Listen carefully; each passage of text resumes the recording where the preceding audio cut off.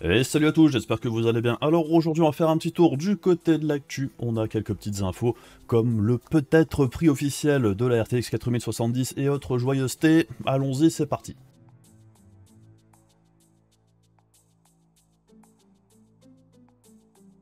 Et donc on commence avec Naughty Dog et le portage PC de The Last of Us, pour lequel j'ai fait une vidéo il y a quelques jours. Alors je vais préciser quelque chose aussi sur la vidéo elle-même. Mais bon là, ce qui est intéressant, c'est que Naughty Dog s'excuse pour la pauvre qualité de ce portage PC à l'heure actuelle. Et ils indiquent que de nombreux patchs devraient arriver pour corriger les différents problèmes. Et un des premiers patchs qui devrait arriver, eh bien c'est un hotfix pour la visée clavier-souris qui n'est pas hyper fluide dans l'ensemble. Certains l'auront peut-être remarqué. Bon, ça devrait être un petit peu amélioré. Mais bon, je voulais aussi revenir sur la vidéo que j'ai faite il y a quelques jours avec les benchmarks que j'ai produits. Et j'avais bien précisé dans la description de la vidéo, hein, les benchmarks en question, ça ne représente que ce qui s'est passé sur ma config à moi avec le jeu, avec les différents GPU que j'ai testés. Puisqu'en réalité, en observant les commentaires et en regardant à droite à gauche sur le net, ce que j'observe à moi, c'est que chez certaines personnes, le jeu fonctionne bien, entre guillemets, et chez d'autres personnes, c'est la catastrophe, même si les configs sont similaires. Même certaines personnes qui ont de très gros PC, ben, le jeu crash tout simplement, on ne se lance même pas. Il y en a d'autres chez qui ça va tout simplement mal fonctionner. Et il y en a chez qui il n'y aura pas vraiment de gros problèmes. Et c'est un petit peu ça le problème quelque part, hein, c'est que ça peut très bien fonctionner chez vous. Et chez quelqu'un qui a une config similaire, voire plus performante, ça va pas fonctionner du tout. Ça veut dire que le portage est complètement bancal. Donc même si ça marche bien chez vous, et c'est tant mieux pour vous, ça n'en fait pas pour autant un portage de qualité qui n'a pas de problème. C'est juste que vous avez la chance que sur votre PC tout se passe bien. Et c'est un petit peu la même chose vis-à-vis des performances que moi j'ai dans mes benchmarks ici sur le jeu. Comme par exemple avec les GPU Nvidia, eh bien on voit que par exemple sur les 1%, tous les GPU arrivent à peu près au même niveau, ce qui montre qu'il y a un truc qui coince quelque part. En dehors de ce jeu-là, hein, tous les jeux fonctionnent absolument normalement avec cette config-là, puisque c'est celle que j'utilise toujours pour faire mes tests de GPU, à l'heure actuelle, même si elle risque de changer dans pas très longtemps.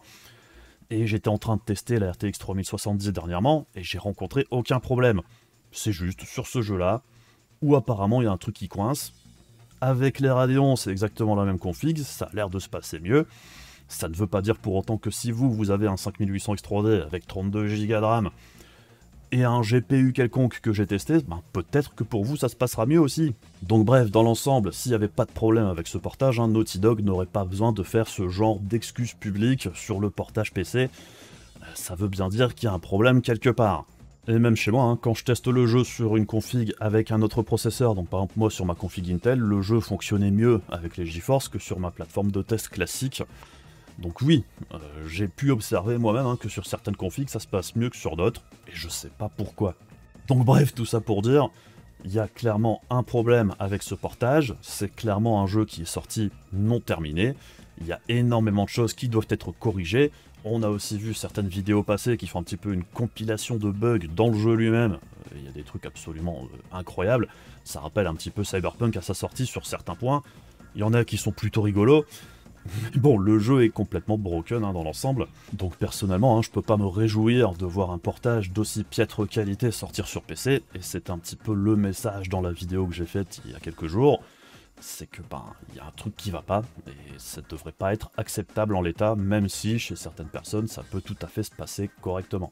Et on enchaîne avec une bonne nouvelle, puisque du côté de la RAM, la DDR4 et la DDR5 continuent de baisser de tarifs, et ça se retrouve un petit peu dans le commerce, puisque la demande est apparemment plutôt basse. C'est plutôt logique hein, de tout ce que l'on a entendu dire.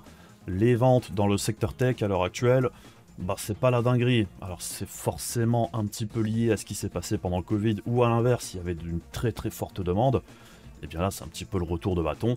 Comme on avait eu une demande exceptionnelle au niveau matériel PC, informatique, pour travailler à la maison, là les gens du coup n'ont pas besoin de mettre à jour leur config, vu qu'ils viennent à peine de l'acheter. Donc forcément les ventes sont à la baisse, c'est cyclique, ça devrait repartir d'ici quelques années, mais ce qui veut dire qu'à l'heure actuelle, il y a certains composants qui ont des tarifs plutôt intéressants, c'est le cas particulièrement de la RAM et des SSD.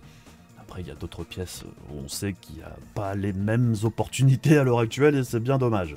Donc apparemment selon TrendForce qui suit un petit peu l'évolution des tarifs de la DDR, Et bien sur le marché du PC, la DDR4 au premier trimestre 2023 a baissé d'environ 15-20%, tout comme la DDR5 qui va même jusqu'à 23% de baisse.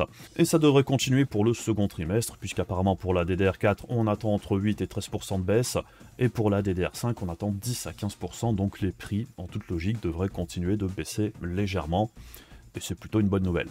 On passe du côté de Gigabyte. Bon, alors souvenez-vous, la fois dernière, dans ma dernière vidéo news, on avait parlé de Gigabyte qui avait annoncé, entre guillemets, qu'il y aurait de nouveaux processeurs sur la plateforme AM5 de nouvelle génération avant la fin de l'année. Et ben là, ici, rétro-pédalage total de la part de Gigabyte. Tout ceci était une erreur, bien évidemment. Alors, j'en sais rien, hein, personnellement, s'il y aura vraiment de nouveaux processeurs de nouvelle génération sur la M5 cette année. On verra bien ce qui se passe.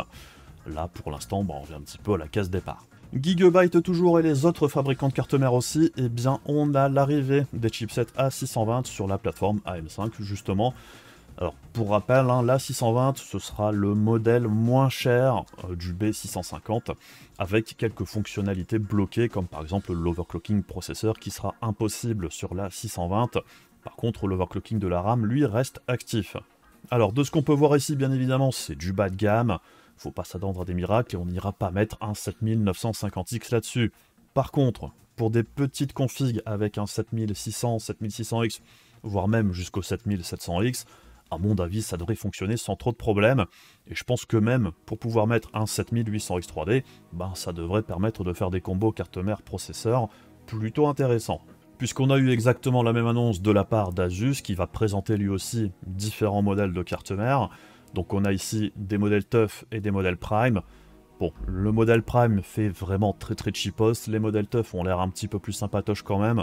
Et au niveau des tarifs, bon, on aurait apparemment la TUF avec Wi-Fi à 170 €, le modèle TUF classique à 150 et le modèle Prime à 140. Alors je dois bien vous avouer que pour les 10 balles d'écart, je préfère prendre la TUF que la Prime. Mais bon, ça pourrait faire quelques petits combos sympathiques. Personnellement, hein, la TUF me paraît relativement correcte. Et donc on enchaîne avec les GPU côté Nvidia pour la RTX 4070, puisqu'on aurait le tarif officiel supposé de celle-ci selon Videocard, qui aurait eu une fuite d'infos en provenance de certaines personnes, puisqu'il y aurait eu un meeting presse aux États-Unis sur ce sujet. Et donc le tarif de la 4070 serait de 600 $ et non pas 750 comme on avait entendu certaines rumeurs il y a quelques jours, semaines. Bon, personnellement, le tarif de 750 $, moi j'y ai jamais cru. Ça me paraissait bien trop élevé dans l'ensemble, c'était même plus élevé que le prix de sortie de la 3080. Je veux bien qu'on puisse critiquer Nvidia sur plein de sujets, mais je pense pas qu'il soit assez fou pour faire ce genre de truc, même si bon, c'est vrai que le tarif de la 4080 pourrait laisser supposer que ça aurait pu être n'importe quoi aussi, mais bon. 600 $ dans l'absolu, ça reste plutôt cher, puisque c'est 100 $ de plus que le tarif de la 3070. Et ici, on arrive au même tarif de lancement que la 3070 Ti. Donc, un des problèmes pour nous en Europe, c'est qu'une fois qu'on fait la conversion et qu'on rajoute la TVA, on arrive à 662 € à l'heure actuelle pour la 4070. Ce qui fait que c'est quand même 150 balles de plus que la génération précédente. Et j'aimerais bien qu'NVIDIA arrondisse à 650 plutôt que de laisser à 662 voire 670. Ça me paraîtrait plus logique, puisque bon, au plus on descend en gamme, au plus les différences de tarifs sont importantes. Chaque dollar compte, chaque euro compte, je dirais, une fois qu'on arrive dans ce type de tarif. Alors après, c'est sûr que si on compare au tarif de lancement en Europe de la 3080, apparemment la 4070 serait plutôt proche au niveau des performances brutes de celle-ci. C'est sûr que c'était 720 € à l'époque pour le modèle Founders Edition, là ce serait 660-650 balles. Ça fait pas une très grosse baisse d'une génération à l'autre, même si très clairement ça fait évoluer le performance prix dans le bon sens, mais pas de beaucoup. Après, ce que moi je trouve intéressant avec ce tarif, c'est que ça poussera très certainement justement par exemple la 6800 XT à baisser encore plus de tarifs, et tout le reste de la gamme RTX 3000 également, puisque bon, les 3070, les 3070 Ti étaient encore, même à l'heure actuelle, à 500 balles, voire 600 balles pour la 3070 Ti, donc devoir débarquer là la 4070 à peine plus cher, ça va pousser les tarifs vers le bas sur les modèles en dessous, et sur le marché de l'occasion aussi, on devrait pouvoir retrouver des 3080, des 3070 à des tarifs plus agressifs qu'à une certaine époque. Donc, ben, ça va pousser un petit peu tout le reste vers le bas, et pour moi, c'est la meilleure nouvelle avec cette annonce de tarif pour la 4070. Donc on verra bien si le tarif est amené à être confirmé dans les semaines qui viennent, puisque la 4070 est toujours censée sortir aux alentours de la mi-avril, aux dernières rumeurs. Par contre, moi, ce qui me fait un petit peu plus peur que la 4070, qui au final me paraît correcto sans plus, ben, ce serait plutôt les 4050, 4060 Ti et 4060, puisqu'aux dernières rumeurs, au niveau des specs, ça va être quand même un petit peu compliqué. Donc déjà, on a quelques rumeurs sur les dates de sortie hypothétiques de ces futures cartes. La 4060 Ti, ce serait apparemment prévu aux alentours du mois de mai, la 4050 au mois de juin, la 4060 tout court, probablement soit en même temps que la 4060 Ti ou la 4050, ou entre les deux, j'en sais rien. Mais ce qui est sûr, c'est que ça devrait arriver avant le mois de juillet. Mais c'est vrai que si on regarde le découpage de la gamme RTX 4000 jusqu'ici, eh bien on voit que jusque-là, 4070, on est sur du GPU avec 12 Go de RAM.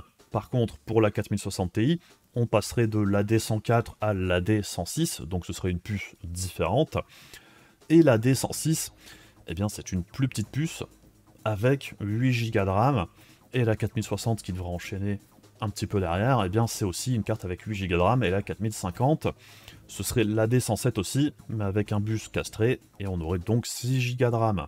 Et c'est vrai que 8 Go de RAM pour la 4060 Ti, selon le tarif à laquelle elle sera proposée, ben ça fait quand même assez cher, je trouve, en 2023 pour un GPU avec seulement 8 Go de RAM, si elle coûte environ 500 balles, puisque si on suit la logique niveau performance de la gamme de GPU actuelle, la 4070, c'est plus ou moins les performances de la 3080. La 4060 Ti, en toute logique, devrait aller taper les performances plus ou moins de la 3070 Ti, avec la même quantité de RAM. Je dirais que le seul bénéfice de celle-ci, ce serait une consommation en baisse. Et le DLSS 3, c'est pas particulièrement excitant, surtout si le tarif est au même prix que celui de la 3070 à sa sortie, à peu près 500 balles. Alors, j'espère vraiment que la 4060 Ti soit moins chère. Si elle est à 400 balles, soit le même prix que la 3060 Ti à sa sortie, ce serait un petit peu plus justifiable. Par contre, si on arrive dans les 500 balles, pour moi, ça va être hyper compliqué. Pareil en ce qui concerne la 4060, 8 Go de RAM, alors certes, sur l'entrée de gamme, ça peut paraître suffisant, mais c'est vrai que par rapport à la génération précédente, la 3060 avait 12 Go de RAM. On passe à 8 ici sur la nouvelle génération.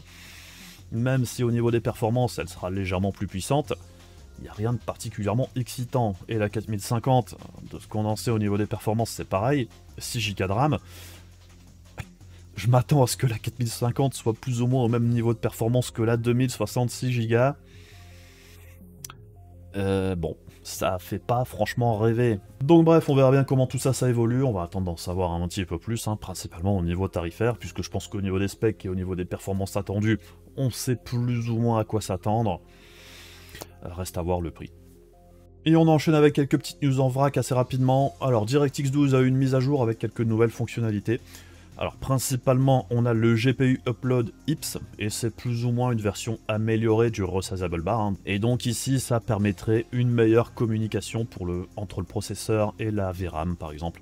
Donc il faudra toujours activer le Resizable Bar dans le BIOS, mais ça devrait encore améliorer un petit peu plus celui-ci. Et j'ai aussi vu passer il y a quelques jours une news avec une update pour Vulkan qui apparemment aurait des améliorations sur la compilation de shaders et sur les micro-stutters que ça implique, donc ça pourrait être quelque chose d'un petit peu plus intéressant. Bon, faut espérer que DirectX 12 continue d'être amélioré et améliore ces points-là qui sont toujours problématiques dans les jeux actuels. Dans le feuilleton Cyberpunk 2077 avec le nouveau mode graphique Ray Tracing Overdrive, alors ça doit sortir pour le 11 avril, et apparemment, même selon CD Projekt, eh bien, ce serait plus une démo technique qu'autre chose, et il faudrait principalement une RTX 4000 pour que ça tourne correctement. Alors, on verra bien de toute façon comment ça fonctionne sur les autres GPU, mais c'est vrai que de base, on s'attend pas à ce que ce soit un jeu qui tourne très bien sur les anciennes GeForce ou sur les Radeon, puisque c'est un petit peu un patch qui devrait inclure toutes les optimisations apporté pour le ray tracing avec l'RTX 4000, en plus du DLSS 3 qui devrait améliorer les performances, donc on se doute bien qu'avec les autres GPU, ça devrait pas super bien tourner. Et même si pour moi ça reste intéressant d'un point de vue technologique de pour voir ce que ça donne en action, tout simplement, À mon avis, hein, ça reste plus ou moins un petit peu la même chose que le Portal RTX qui est sorti il n'y a pas très longtemps, où c'était une démo technologique tout simplement. Pour moi ici, ce nouveau patch et ce nouveau mode de rendu, c'est un petit peu aussi une démo technique. Et un petit peu plus triste ici, ben l'E3 apparemment est décédé, donc l'E3 2023 n'aura pas lieu. Alors, ces dernières années, évidemment, avec les problèmes de virus et tout ça, ben, l'E3 avait été annulé à plusieurs reprises. Et c'est vrai ben, que les développeurs et tout ça, et les fabricants de consoles, ben, ont bien compris que ce n'était plus absolument nécessaire d'aller à l'E3, hein, puisqu'ils peuvent faire leur propre conférence un petit peu comme ils le veulent à n'importe quel moment sur le net. Et en plus, l'E3, en règle générale, hein, bah, ça coûtait assez cher pour les développeurs de se déplacer là-bas, d'avoir son stand, hein, c'était payant, machin. Donc même si, bon, l'événement en lui-même était plutôt intéressant, moi j'aimais bien l'E3, c'était toujours sympa à suivre, il y avait pas mal de nouveautés d'un coup, les conférences et tout, c'était plutôt cool. Mais c'est vrai que c'est un modèle qui est amené à disparaître, hein, tout simplement, c'est un petit peu l'évolution logique. J'avais pas de gros doute sur le fait que celui-ci disparaisse à un moment ou à un autre, bon, ça arrive cette année. J'aurais peut-être pensé que ce serait plus l'année prochaine, mais bon, 2023, c'est mort. Alors, je pense que ça veut pas dire pour autant qu'on n'aura pas moult annonces dans la période de l'E3 classique, un petit peu comme on l'a eu les 2 années précédentes, hein. Je pense que ça suivra le même schéma maintenant, avec la Game Summerfest et ce genre de trucs. L'E3 lui-même, par contre, c'est fini. Et puis voilà, hein, je pense qu'on a fait un petit peu le tour pour aujourd'hui sur les dernières news.